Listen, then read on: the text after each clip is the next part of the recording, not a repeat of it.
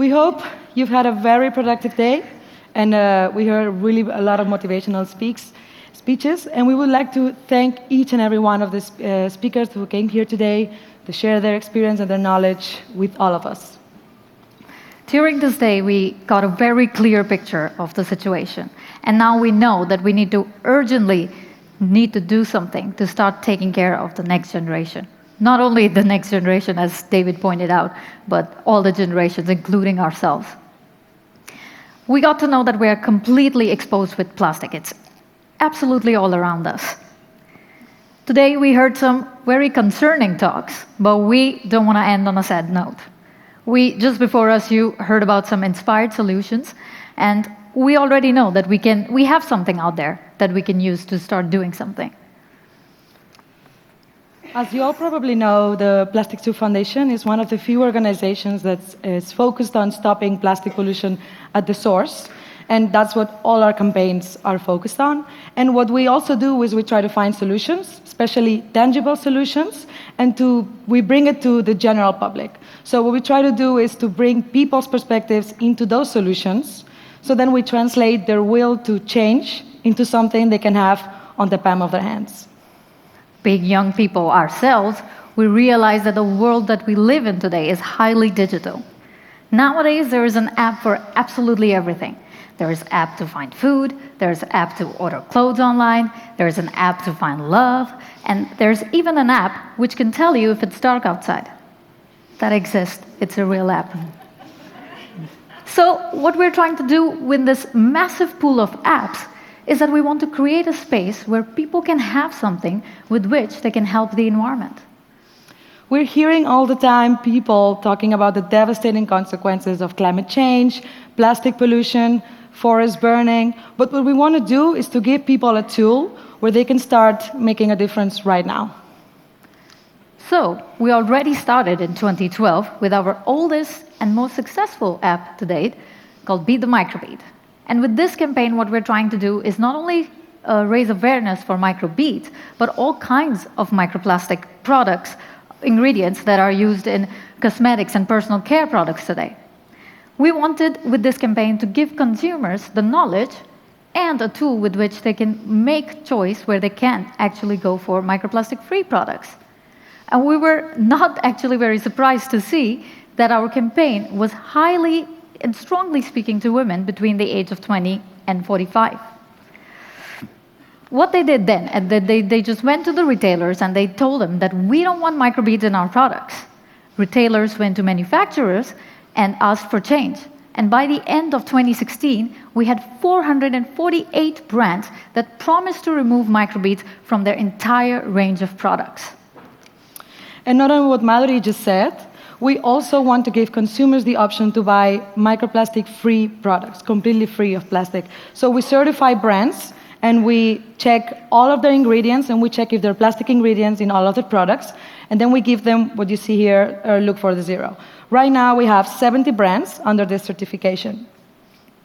We're also really proud that 5 of our brands were recently featured in the 40 best sustainable beauty brands, brands like Veleda or like Beauty Kitchen. Maybe you're familiar with Beauty Kitchen already because you might have seen it in the venue at the Plastic-Free Valhalla or at the toilets if you wash your hands. And if you didn't, please go wash your hands after the talk so you can try the products. We're actually also very happy that in the beginning of this year, ECHA came with a proposal with their investigation so far. And they showed us in their proposal the massive amount of microplastic ingredients that are out there in the market. Now, with their knowledge and our knowledge combined, we came up with a list of 500 microplastic ingredients that are out there right now. In your lipsticks, in your lotions, in your shampoos, it's almost everywhere. But how me, as a common consumer, can wrap my head around such massive amount of information? And that's where Be the Microbead app is very helpful. Because what you can do with this app, that you can scan products, and it tells you if it contains microplastics or not, or some plastic ingredients that we're not sure what they are actually. Till date, we already have 200,000 downloads of the app, People love this app. We get emails all along how much they like it and they would like us to do better. And that's what we're doing here. We're going to keep making it better and improve and combining it with the current knowledge that we have till we give it to the people. We're not only helping people to reduce the plastic in cosmetics, as Madhuri was explaining, we also try to push them to analyze their day-to-day plastic use. And we want to make it as easy as possible for people to reduce their plastic footprint and also their plastic exposure, as we learned today. So one day, Madhuri and I sat down and thought, okay, what are the main areas of our life where we are using the most plastic? And we came up with 6 categories: bathroom, kitchen, while traveling, on vacation, in our own house, and in the garden. So our goal with this diet is to activate people, not only some people, to perfectly limit their plastic use, but millions of us doing it imperfectly. As Susan from Footprint also pointed out, we need to do it together in order to create an impact. And that's why we came up with 100 or so easy tips that you can follow right now to start reducing your plastic exposure and your plastic footprint. And all we're asking people is to just start with one item at a time. But all we want people to do is to start somewhere. We want to take you back to the good old days, about 40 to 50 years ago, and use bar soaps instead of soaps in plastic packaging, metal razors instead of plastic razors, or wooden matches instead of plastic lighters. We wanted to bring this knowledge as close as possible to consumers, almost at the tip of their fingers. And then we realized that the solution was in front of us all along. In 2017, we launched an app to educate consumers about their plastic use and about the general problem of plastic pollution. What people could do with this app, they could pledge to reduce their plastic footprint by saying no to single-use plastics. And we gave this app a name called My Little Plastic Footprint, and we have a little trailer to show you about the app. Children and adults from all over delight in the irresistible flavor of the biggest soup in the world, the plastic soup. Prepared only with unnatural ingredients, just like we found it in the oceans. And yes, we followed the most poisonous recipe. With the strongest shopping bags, the most colorful packaging and all kinds of disposable products, and now with even more clothes microfibers. An unwholesome treat for everyone's palates, daily eaten by turtles, whales, birds, fish, and even shellfish. Get it now in the 40-gram size, the precise amount of plastic each person dumps into the ocean every month. Give in to the latest trend.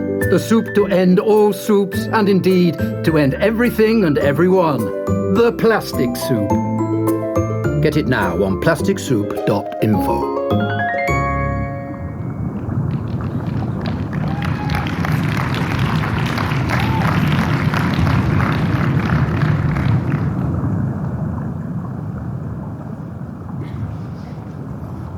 To this day, we have 44,000 downloads of this app, and all the people who download the app, they join more than 60,000 pledges to reduce their plastic footprint. And we're actually really happy about that, because we barely did any promotion at all.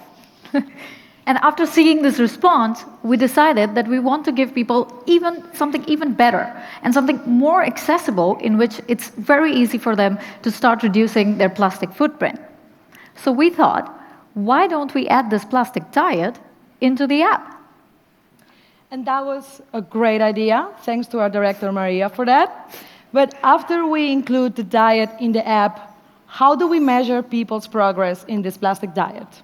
Well, with the plastic mass index, the PMI, which is just like the body mass index, but then with plastic, obviously. And it's very simple. The closer your PMI is to 0, the less you contribute to plastic pollution, and the closer it is to 100, the more you contribute to plastic pollution. But how do you actually reduce your PMI? It's by choosing the right alternatives and losing your plastic weight. Yes, your plastic weight. We all are overweight with the amount of the plastic we use in our daily lives. And now, here you have a tool that will help you to deal with this very ugly problem in a very lively and colorful way. But right now, this app is still in a test version, so it's still in its beta version. But we just put it out 2 days ago, and we just see the response, and the people are loving it already. They're posting it on social media, telling their friends and family and their followers to download the app and start reducing their plastic footprint. I mean, it's very cute, so why not? Yeah, it looks really, really nice. So, in conclusion, what we're trying to say here is that plastic soup begins in each and one of us, but we can all also be part of the solution. And that's why today Madhuri and I presented these tangible solutions that we were talking about at the beginning. And we want you to try them, we want you to test them, and help us make this world a little bit more plastic-free. Thank you. Thank you.